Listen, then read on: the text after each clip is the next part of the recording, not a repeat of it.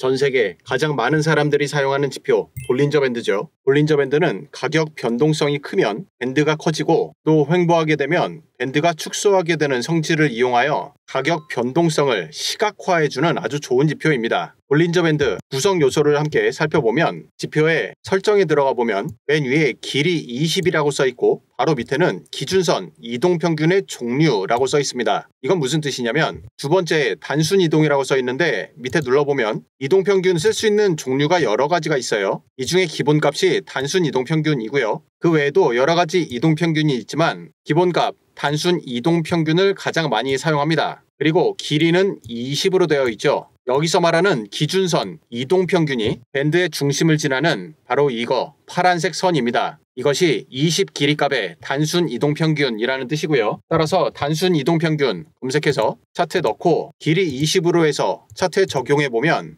볼린저 밴드의 중앙선과 완전히 겹친다는 것 눈에 보이죠? 그럼 상단, 하단에 있는 밴드는 뭐냐면 지금 길이값 20이기 때문에 20개 캔들까지 나타났던 가격의 변동성에 표준 편차를 적용합니다. 다시 설정을 보면 이 밑에 쪽에 표준 편차가 써있죠. 값은 2입니다. 즉 20개 캔들 동안 만들어진 변동성에다가 표준 편차 2를 적용해서 상하단 밴드를 형성하게 되는 원리이죠. 따라서 변동성이 크면 클수록 밴드의 폭 역시 커지게 되는 원리입니다. 이렇게 만들어서 차트에 적용해봤더니 재미난 현상이 포착된 거예요. 캔들이 지금 전반적으로 밴드 안에 계속 머무르고 있죠. 그래서 밴드 내부에 캔들이 머물 확률이 95% 이상이라는 겁니다. 반대로 이런 구간들 보면 밴드 외부로 이탈하는 경우가 종종 발생해요. 이렇게 이탈은 5%보다 낮은 확률이라는 거죠. 따라서 볼린저 밴드를 사용하는 첫 번째 매매법이 바로 이겁니다. 가격이 밴드 내부를 지키려고 하는 성질을 이용해서 밴드 상단에 도착하면 하락을 예상하고 숏을 잡고 반대로 밴드 하단에서는 상승을 예상하고 롱을 잡는 것이죠. 만약 이 단계에서 가격이 하락하지 않는다면 밴드 외부로 이탈이 나와야 하기 때문에 확률상 적다는 얘기예요. 따라서 보다 높은 확률로 가격이 하락하여 밴드 내부를 지킬 것을 예상하는 것이 볼린저 밴드의 첫 번째 매매법입니다. 그런데 이 매매법에는 아주 취약점이 하나 있어요. 여기서 올라가고 여기서 내려왔죠. 여기서 다시 올라가는데 문제가 여기에서 안 내려간다는 겁니다. 방금 전에 살펴봤던 이 자리에서 보다 높은 확률로 내려갈 것을 예상하는 게 맞을 텐데 이 상태 그대로 올라가 버리는 거죠. 지금 이 구간은 정확히 박스권이었고 박스의 상단 돌파와 함께 가격 상승이었습니다. 지금처럼 볼린저 밴드의 상승과 함께 구조 돌파가 나온다면 많은 분들이 어렵지 않게 롱 포지션 또는 매수 포지션 들어갈 수가 있을 텐데 문제는 익절일 겁니다. 이렇게 밴드 고점 이후 가격이 아주 빠르게 하락하는데요. 여기선 사실 익절 타이밍을 잡기가 굉장히 난해해요. 왜냐하면 예를 들어 이렇게 상승 이후 음봉이 하나씩 섞여 있죠. 따라서 첫 번째 음봉에서는 익절하기가 어렵습니다. 그래서 두 번째 이 음봉 보고 반응하는 게 보통인데 문제가 뭐냐면 지금 이동평균이 상승하는 중이죠. 그리고 이동평균에서의 가격 이격도를 보면 아래쪽과 지금 캔들 별 차이가 없습니다. 따라서 사실 지금 이 눌림 이후 다시 상승까지 예상해 볼 수 있는 자리예요. 이런 난해함을 해소하기 위해서 RSI 상대 강도 지수를 함께 사용하는 겁니다. 차트에 같이 적용해 주고요. 해당 구간 확대해서 살펴보면 박스 돌파가 나온 자리 여기였죠. 따라서 볼린저 밴드의 상승 이탈이었음에도 불구하고 곧바로 롱 포지션 잡게 되는데요. 이때의 RSI 위치를 살펴보면 여기입니다. RSI는 과매수, 과매도 외에도 가운데 이 50선이 되게 중요한 선이에요. 지금 50선을 중심으로 계속 상하단 돌파가 나오고 있지만 지금 이 자리는 앞서 이런 곳처럼 상승했던 RSI가 다시 약화되지 않고 위로 올라가는 중이죠. 따라서 강세의 초입이라는 신호입니다. 이런 해석이 되게 중요해요. 그리고 문제의 구간이 됐던 여기에서 음봉 하나하나마다 RSI 위치를 살펴보면 이제 눈에 명확히 보이시죠? 첫 번째 음봉은 아직 과매수 구간 안에 있어요. 하지만 두 번째 이 자리는 과매수와 함께 신호선까지 RSI가 하락 돌파된 첫 번째 캔들이기 때문에 여기는 명확한 익절 타이밍입니다. 그런데 지금 이와 같은 구간이 앞서 하나 더 있죠. 여기입니다. 따라서 이 캔들 종가에서 잡았던 롱 포지션을 이 음봉 캔들에서 익절해 주고요. 다시 신호선을 상승 돌파하게 되는 첫 번째 이 양봉 캔들에서 이 자리죠. 롱 포지션 다시 들어가는 겁니다. 이 방법을 통해서 볼린저 밴드의 상단 돌파일 때 롱 포지션 잡는 방법 그리고 익절하는 방법, 또 볼린저 밴드에서 편의상 중앙선을 기준으로 위에를 1번 밴드, 아래를 2번 밴드라고 할게요. 1번 밴드 안에 애매하게 떠있는 자리에서도 포지션 들어가는 방법, RSI와 교차 검증을 하게 되면 충분히 가능합니다. 그 후 살펴보면 가격이 밴드의 상단에서 하단까지 춤도 안 쉬고 한 번에 돌파하죠. 그러면서 RSI 역시 50선을 하락 돌파합니다. 그리고 나서 반등인데 지금 볼린저 밴드 중앙선 22동 평균에 저항이 맞았다는 게 한눈에 보이죠. 그럼 여기에서 숏을 한번 잡아보고 싶은데 포지션을 어떻게 잡느냐면 이때도 RSI를 보면 됩니다. 마찬가지예요. 가장 중요하다고 말씀드린 50선, 이것을 하락 돌파하게 되는 첫 번째 캔들, 바로 이 자리죠. 여기에서 숏 포지션 들어가는 겁니다. 볼린저 밴드의 1번 매매법, 하단 터치 이후 상승, 상승 터치 이후 하락, 이거를 본다면 사실 여기선 숏을 잡으면 안 됩니다. 왜냐하면 하단선 닿는다고 해도 이거밖에 안 돼요. 1번 매매법대로라면 여기는 숏 자리가 아니라 여기에 터치가 나오면 이후에 반등하면서 상단 터치까지 큰 규모의 수익을 노리는 것이 당연히 맞는 매매법이에요. 하지만 지금 RSI에서 명확한 하락을 가리키고 있기 때문에 여기에서 숏을 함께 잡을 수 있는 겁니다. 이후 가격 변화에 따라서 이것을 수익화하시면 되고, 이때도 마찬가지죠. 과매도까지 갔던 RSI가 이 자리에서 과매도 30선을 상승 돌파하게 됩니다. 여기에서 모두 익절해주면 돼요. 이후를 살펴보면 퍼졌던 밴드가 급속도로 축소됩니다. 간혹 이런 자리에서 롱타점 잡는 경우가 있는데 지금은 아니에요. 왜냐하면 먼저 롱타점 나오는 원리가 뭔지를 살펴보면 밴드의 하단 터치 이후 상승 전환이죠. RSI 역시 과매도까지 갔다가 중앙선 50선을 돌파합니다. 하지만 볼린저 밴드를 사용하는 매매법의 근본이 바로 이 중앙선이에요. 지금 이 자리는 중앙선이 하락 중이죠. 따라서 롱 포지션을 잡는 게 아닙니다. 여기서는 올라가봤자 이렇게 바로 올라가는 차트는 세상에 없어요. 올라가더라도 어느 정도 가다가 다시 눌림이 반드시 나오고 이동평균이 상승하면서 그때 상승 전환되면 그런 자리 포착해서 롱을 잡아야 되는데 지금은 중앙선 이동평균이 하락 이후 계속 횡보로 전환되었죠. 따라서 여기서는 포지션을 안 들어갑니다. 그런데 이 자리는 달라요. 밴드의 상단 돌파, 직전 박스의 고점도 돌파죠. 거기에다가 아까 전에 봤던 대로 RSI 역시 상승입니다. 따라서 볼린저 밴드와 RSI 복합 매매법에서 이 자리는 롱 포지션 들어가는 신호가 맞고요. 다만 앞서와 달리 가격이 상승하지 못하고 옆으로 누워있네요. RSI 당연히 올라가지 못합니다. 그리고 나서 곧바로 하락 전환입니다. 따라서 이 자리에서 손절해 주고요. 그 다음 캔들이 워낙에 강력한 음봉이기도 하고 1번 밴드 중단에서 시작해서 2번 밴드 하단까지 도달했기 때문에 하락의 힘이 강하게 보이죠. 그리고 RSI 역시 50선 하락 돌파입니다. 그래서 숏 포지션 들어가게 됩니다. 이후 가격 변동에 따라 포지션 운영해 나가면 되겠는데, 그럼 이번에도 지금까지 했던 거를 그대로 반영해서 포지션 잡는 연습을 해보면 계속되는 하락이기 때문에 이런 장대 양봉이 나오더라도 포지션 바로 잡지 않습니다. 왜냐하면 이동평균이 하락 중이기 때문이죠. 여기서부터 상승 전환이 되었어요. 이 부분을 좀 더 확대해 볼게요. 이동평균의 상승 전환 50선으로부터 상승하면서 기준선도 돌파합니다. 따라서 이 자리에서 롱 포지션에 들어가게 돼요. 그런데 지금은 RSI가 다시 50선 밑으로 하락 돌파했네요.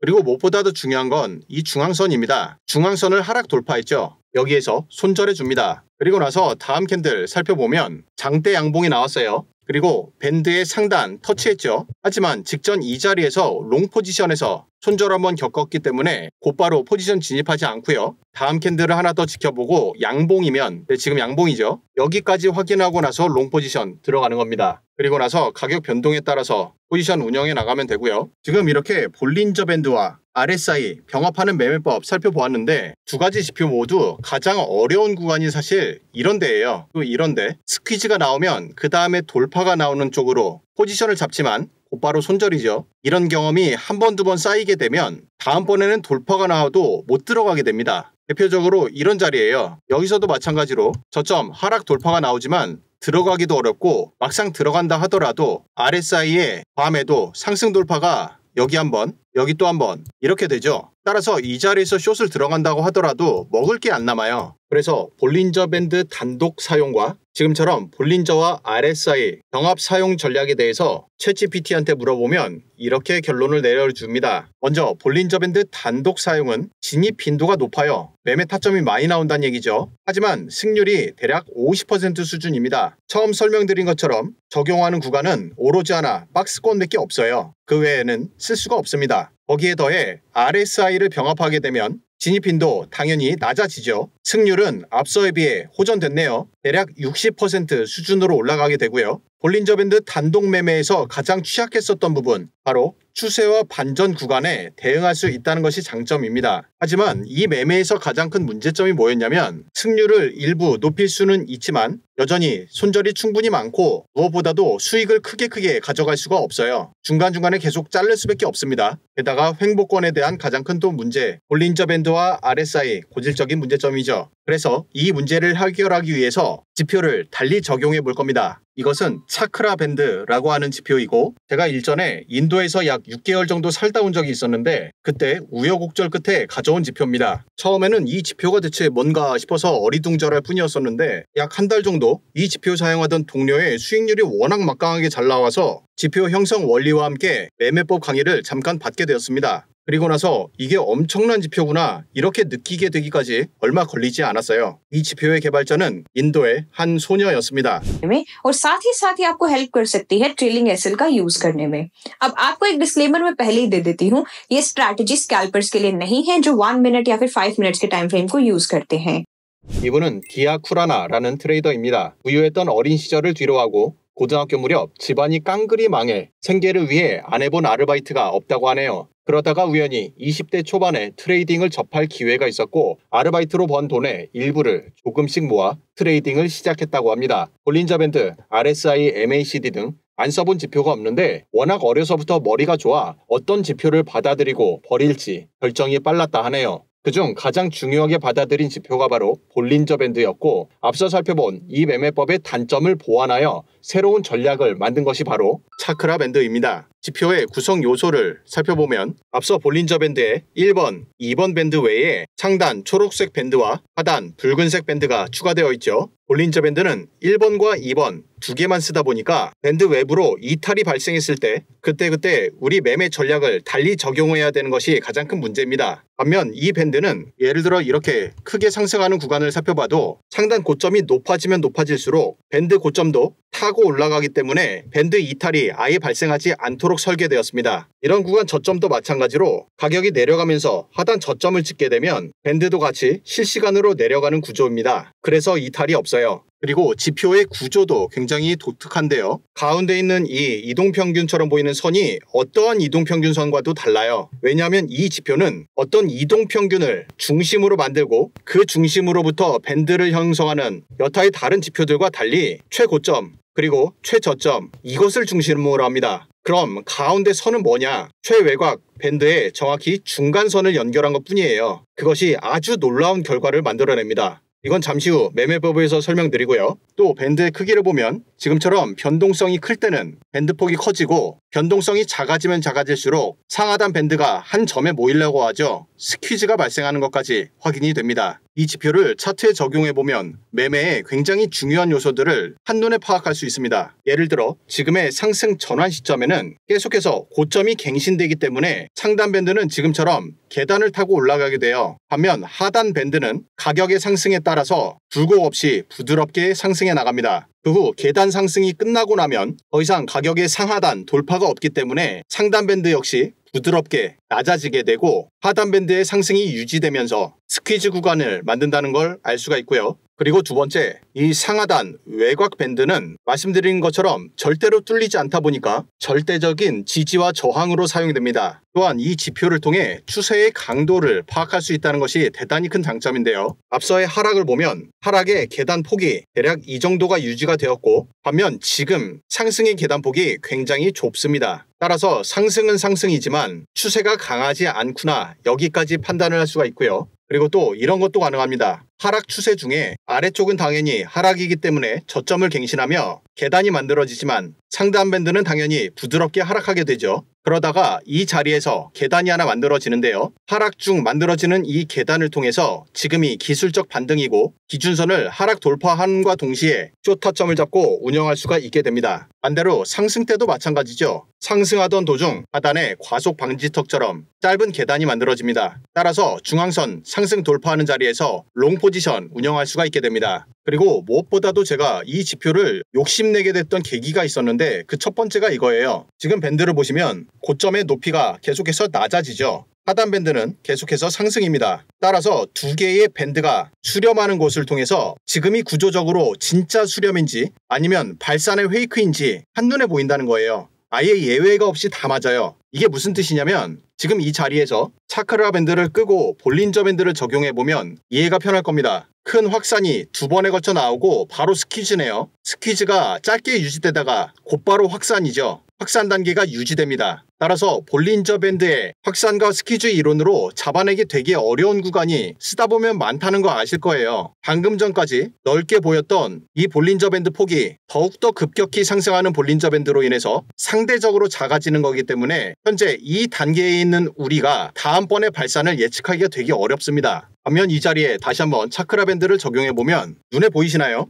확연히 축소되던 밴드 폭이 이때의 계단 상승 한번 주고 나서 큰 폭으로 떠오르는 게 눈에 보일 겁니다. 여기서 진짜 놀라운 건 사실 하단 밴드예요. 앞서 볼린저 밴드에서 있었던 그 많았던 잡음들이 여기서는 상승을 단 한 번도 놓치지 않고 계속해서 유지해주죠. 그리고 또 한 가지 요소가 바로 이겁니다. 여러분들 차트 공부하다 보면 프랙탈이라고 하는 용어를 많이 접하게 될 거예요. 프랙탈은 쉽게 말해서 이렇게 상승 그리고 조정 이런 형태가 반복된다는 뜻입니다. 그 반복되는 것이 우리가 지금 계속 시간봉으로 보고 있는데 분봉으로 봐도 똑같은 게 나오고 혹은 구조상 여기에 나왔던 것이 뒤에 또 나오고 이렇게 형태가 유사한 것이 반복되는 것을 프랙탈이라고 흔히 이야기합니다. 지금 구간을 살펴보면 앞단에서 상승을 이어가죠. 계속해서 밴드 상단의 직전 꼭지점을 높여갑니다. 높여가다가 밴드가 점점 낮아지죠. 그리고 나서 두 번의 계단 상승을 하고 조정을 받았네요. 조정 이후 다시 상승되는 구간을 살펴보면 상승을 통해서 직전 고점 크게 상승 돌파 나온 것을 확인할 수가 있고 그리고 이때의 상승을 이때의 상승과 비교를 해보면 앞서 상승 이후 밴드가 낮아지죠. 낮아집니다. 그리고 나서 발생한 일이 두 번에 걸친 계단 상승이에요. 두 번에 걸친 계단 상승이 또 나옵니다. 그리고 나서 조정인데 다시 조정이 나오죠. 다만 구간의 크기가 짧아졌을 뿐 형태가 굉장히 유사하다는 것을 알 수가 있고 이건 실제로 매매에서 그대로 사용합니다. 예를 들어 이 구간 어떻게 운영하는지 살펴보면 이것도 볼린저 밴드와 마찬가지로 편의상 위를 1번, 아래를 2번 밴드라고 하고 외곽 밴드는 각각 색깔로 명칭을 정하겠습니다. 하락의 초기에는 1번 밴드의 저항을 맞고 내려오는 걸 확인할 수가 있죠. 그러다가 저항이 2번 밴드로 전환되었고 그리고 이 캔들에서 2번 밴드의 저점 이 붉은색 선을 상승 이탈하는 캔들이 나옵니다. 여기서 이탈에 대한 정확한 개념을 한번 설명드려 볼게요. 하락 과정에서 붉은색 선이 이렇게 움직이죠.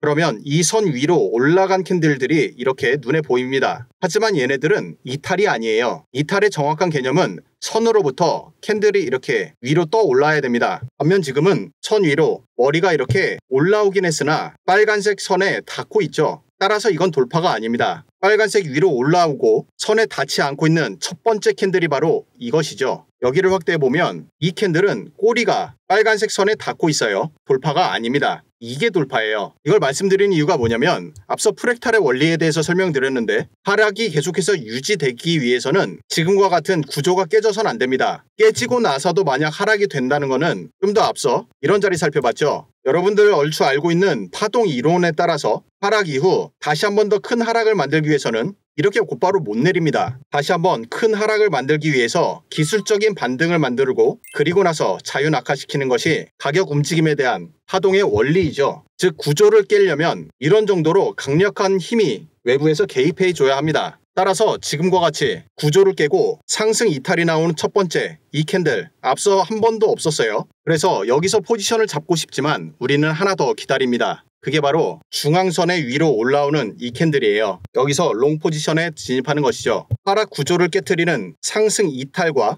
거기에 대해 상승하는 힘이 강하다는 것을 이 중앙선 위로 올라오는 신호를 통해서 포착하는 겁니다. 그 후 포지션 운영하는 방법을 살펴보면 기본 매매법에서는 우리 롱 포지션 진입 이후 계단 상승이 한번 나왔죠. 그리고 나서 상단선이 급격하게 꺾이면서 계단을 이렇게 만듭니다. 계단이 형성된 다음 초록색 선을 처음으로 하락 돌파하게 되면 그 자리에서 익절합니다. 이 캔들 좀 더 확대해서 살펴보면 초록색 선이 이렇게 있죠. 그런데 봉 마감이 정확히 이 선에 안착하고 있는 게 보이지만 포지션 정리하는 정확한 타이밍은 초록선을 밑으로 살짝이라도 깨고 내려가면 그 순간에 익절하는 거예요. 따라서 기본 매매법에 따라 이 자리에서 익절을 해도 되지만 앞서 우리는 아주 중요한 것을 확인했죠. 바로 프랙탈입니다. 바로 앞단에서 본 것처럼 두 번의 계단 상승 이후 조정이었어요. 따라서 이번에도 계단 상승 한 번, 두 번, 그리고 나서 조정이 올 것을 예상해 볼 수 있기 때문에 포지션을 다음번 하락 돌파되는 자리를 포착할 겁니다. 지금 앞선 구조에서는 이 캔들이 되겠죠. 따라서 지금 앞서와 같이 두 번 상승했기 때문에 크게 하락하는 이러한 음봉을 찾으면 될 것 같네요. 그리고 나서 포지션을 꾸준히 운영을 하는데 바로 나옵니다. 따라서 이 자리에서 포지션 전량 익절을 해주고 여기서도 숏에 들어갔다면 지금의 이 조정을 수익화할 수 있었겠죠. 마찬가지입니다. 포지션 익절과 함께 이 자리에서 숏으로 포지션 전환합니다. 그 후 포지션을 운영해 보는데 가격이 하락해서 하단 빨간 선에 터치가 나왔어요. 그럼 앞선 구간도 봅니다. 빨간 선 터치가 나왔죠. 그리고 양봉이 나오고 나서 곧바로 음봉을 통해 밴드의 저점까지 터치하게 되었어요. 그런데 지금은 조금 다르죠. 양봉 이후 음봉은 나왔으나 힘이 약합니다. 그래서 다음 캔들 하나 더 지켜봤더니 양봉이 나오면서 앞서 있었던 이 구조에서 달라졌음이 확인되죠. 사실 지금은 상승 추세 중이기 때문에 이 자리에서 숏 포지션 들어갔던 근거는 앞선 구간에서의 구조적 유사성 프랙탈 하나입니다. 따라서 프랙탈이 깨졌다는 것을 확인하고 이 자리에서 더 욕심 안 부리고 익절해 줍니다. 그리고 지금 구조를 살펴보면 하단 밴드가 급격하게 상승하고 있고 상단 밴드도 낮아지고 있죠. 이것은 명확한 스퀴즈 신호이기 때문에 밴드 폭이 좁아지는 단계에서 지금 여기에서 롱을 잡는다고 해도 지금부터는 사실 먹을 게 점점 줄어들 수밖에 없죠. 따라서 지금부터는 재미없는 스퀴즈 구간은 버릴 겁니다. 스퀴즈 구간이 끝나고 밴드의 상하단 모이는 형태가 깨지는 자리를 포착하면 됩니다. 안 어려워요. 이후 담배도 하나 피면서 구조가 깨지길 기다리고 있다가 지금 보면 하락하던 상단 밴드가 위로 아주 작게 계단을 하나 만들었죠. 그럼 지금 이 자리에서 롱을 잡아야 되는지인데 아닙니다. 롱 잡는 원리는 되게 간단해요. 지금 나온 이 꼭지점보다 바로 앞선 꼭지점이 이 자리죠. 이렇게 밴드가 모이고 있는 중에 구조 돌파를 확정짓는 신호는 직전 밴드의 꼭지점 돌파가 확정되는 타이밍입니다. 중요한 건 최고점을 보는 게 아니라 바로 직전 고점을 보는 거예요. 따라서 지금 만약에 꼭지점 돌파가 이렇게 나왔다면 캔들 마감 볼 거 없이 그냥 이 자리 돌파되는 순간 롱 잡는 겁니다. 꼬리만 길게 위에 찍고서 내려와도 상관없어요. 그러면 내려오는 순간 다시 그냥 포지션 버리면 되고 재돌파될 때 다시 들어가면 됩니다. 이 개념 유념하면서 다시 가격 움직임 살펴보는데 이걸 보다 보면 재미난 게 여러 가지가 보여요. 나오는 거 하나하나 제가 설명을 드릴 건데 지금 또 한번 계단이 나왔죠. 그러면 다시 한번 더 계단의 높이를 비교합니다. 직전 고점이었던 이때의 꼭지점에 비해서 지금 꼭지점이 더 높죠. 따라서 여기가 롱타점입니다. 재미난 게 뭐냐면 앞서 우리 RSI에서 50 기준선에 따라 RSI의 상하단 분포를 보았죠. 지금 이 기준선을 RSI의 50선이라고 생각해 보시면 힘의 흐름을 느끼는데 되게 편해요. 초반에 약세였죠. 요런 데는 과매도였겠네요. 올라갑니다. 올라가다가 여기에서 과매수였고 내려가죠. 다시 과매도, 그리고 나서 다시 올라가고 계속해서 50선 기준으로 RSI가 내려가지 않고 상단을 지킵니다. 그리고 나서 올라가는 형태로 마무리되고 있어요. 무슨 뜻인지 이해되시죠? 그럼 바로 직전 이 구조에서 지지가 나왔던 것이 2번 밴드죠. 빨간 선까지 닿지 못하고 2번 밴드 지지하고 계속 올라가고 있는 형태입니다. 따라서 이런 자리에서 롱 잡았기 때문에 손절을 지금 이 선이 계속 따라 올라갈 테니까 2번 밴드까지 지지를 확정하고 빨간 선 깨면 그 순간 바로 손절할 거예요. 그 후 가격 변동 현황을 살펴보면 잘 올라가 주었네요. 그리고 나서 앞서 설명드렸다시피 계단 꼭지점 찍고 평탄화가 되었어요. 그러면 초록선 하락하는 순간 여기서 바로 익절합니다. 여기도 또 마찬가지예요. 기본 매매법에서는 이 꼭지점 다시 상승 돌파 나오면 돌파 나오는 타이밍 캔들 마감 안 보고 이 자리에서 바로 포지션 다시 들어갈 거고요. 우리 이때 한 것처럼 만약 하락하게 된다면 중앙선 돌파라든지 빨간선 돌파 이런 것들을 통해서 다시 신호가 발생합니다. 그 후 가격 변동에 따라서 다시 운영을 해 나가는데 계속 이 선을 지키려고 하고 있죠. 그리고 매매법에서 이렇게 시간봉 위주로 사용하시는 분들은 지금과 같이 추세가 터지고 난 다음은 만약 여기서 하락해도 먹을 게 많거든요. 그리고 앞서 이 자리 상승 통과하는 이러한 타점 잡으려면 사실 시간봉만 계속 고수하는 것보다는 분봉이랑 섞는 게 좋습니다. 그럼 어떤 효과가 있냐면 시간봉 기준으로 직전 꼭지점이 이 자리였어요. 그런데 분봉에서는 이렇게 꼭지점이 한 번 계속 있으면서 하락 중이죠. 그리고 여기까지 하락했는데 이번 하락 다음에 지금의 꼭지점에서 처음으로 상승 돌파가 나옵니다. 따라서 지금과 같이 상승 돌파되는 자리마다 여기서 작게 또 돌파가 나왔죠. 이렇게 포지션을 하나하나 만들어 나갈 수도 있고 지금 올라가는 추세이기 때문에 포지션이 계속 쌓이죠. 그리고 나서 첫 번째 익절 신호가 나올 때까지 포지션 계속 운영해 나가면 됩니다. 계단을 타고 상승하고 나면 익절 조건이 초록색 선 밑으로 내려가는 거였어요. 한 번도 없다가 처음 나온 게 여기네요. 이렇게 시간봉으로부터 분봉까지 잘게 쪼개는 매매법까지 사용하게 되면 시간봉은 매매 타점이 정확히 이 자리 돌파하는 타점이었던 반면 분봉에선 이걸 더 세부적으로 운영할 수가 있는 장점이 있습니다. 이것을 다시 시간봉으로 확인해보면 분봉을 통해서 이렇게 좋은 자리에서 롱 포지션 진입할 수가 있고 시간봉에서는 결국 이 자리 돌파 나오는 여기까지 기다려야 되기 때문에 지금과 같이 추세장에서는 상당히 유용합니다. 이렇게 매매 포지션 운영하시면 되겠고요. 지표를 써보시면 좀 신기한 경험들 많이 하게 될 거예요. 앞서 이렇게 프랙탈을 기준으로 매매 타점 잡는 것도 확인할 수가 있고 그리고 프랙탈에 대해서 좀 설명을 드리면 예를 들어서 상승 이렇게 5파가 있다고 볼게요. 그러면 이런 구조를 만드는 건 역시나 세력이죠. 생각해보세요. 여기에 만약에 A라는 세력이 들어왔어요. 그러면 A 세력은 이거 작업만 하고 나갈 리가 없잖아요. 왜냐면 이 작업에서는 얘네들이 돈을 못 벌어요. 얘네들이 돈을 벌려면 결국 5파 상승까지 만들어져야지 돈을 법니다. 즉 여기에서 또 여기에서 같은 세력들이 계속해서 관여할 수밖에 없다는 겁니다. 따라서 구조가 비슷하다는 것이 많이 나와요. 되게 많이 나옵니다. 그것을 캔들 패턴이나 일반 지표를 통해서 파악하기 어려웠을 뿐이에요. 따라서 이렇게 포착해서 사용하시면 되고요. 그리고 상승에서의 이런 부드러운 움직임, 이걸 통해 여기가 눌림목이구나 판단할 수 있는 거, 또 직전 고점, 이렇게 한눈에 보이는 꼭지점으로 파악되기 때문에 가격 움직임의 구조를 파악하는 데 굉장히 좋습니다. 그리고 나서 여러분들 지금까지 많이 배워왔던 지지와 저항 개념이 있어요. 이런데 지지선이 있으면 깨지면 숏 이런 것도 많이 배웠을 텐데 여기도 마찬가지죠. 저항선 상단 돌파되면 롱. 하지만 이 방법이 현대 트레이딩에선 거의 맞추기가 어려울 겁니다. 그래서 유동적으로 흐르는 지지와 저항 개념을 이 지표를 통해 적용할 수 있고 또 재미난 거 하나 보여드릴게요. 지금 구조가 큰 하락 이후 여기로부터 상승 전환이죠. 그러면 여러분들 잘 아시다시피 상승이 이대로 바로 가는 게 아니라 상승 이후 한번 눌립니다. 반드시 눌려요. 그 눌림이 어디서 나오는지 모를 뿐 눌린 다음에 상승 전환이 나오는데 그 자리가 최하단의 직전 꼭지점 여기에 있죠. 여기서 잡힙니다.